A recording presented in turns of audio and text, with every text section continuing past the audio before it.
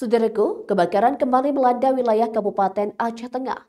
Kali ini, kebakaran gudang terjadi di Kampung Simpang Kelaping, Kecamatan Pegasing, Kabupaten Aceh Tengah pada hari ini Senin 13 Oktober sekitar pukul 4 pagi.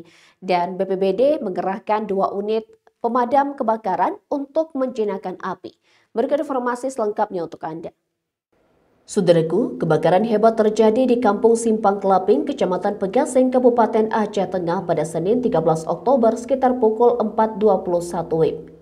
Bangunan berkonstruksi kayu yang difungsikan sebagai gudang milik Ahmadin 50 tahun dilaporkan hangus dilalap api. Kepala Pelaksana atau Kalaksa Badan Penanggulangan Bencana Daerah atau BPBD Aceh Tengah, Insinyur Andalika ST menyampaikan bahwa selain menghancurkan 1 unit gudang, api juga menghanguskan sejumlah kayu bahan bangunan serta 1 unit mobil Mitsubishi L300 yang berada di dalam gudang saat kejadian.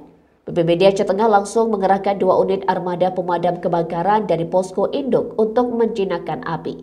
Berkat respon cepat petugas, api berhasil dipadamkan sebelum merambat ke bangunan lain di sekitarnya.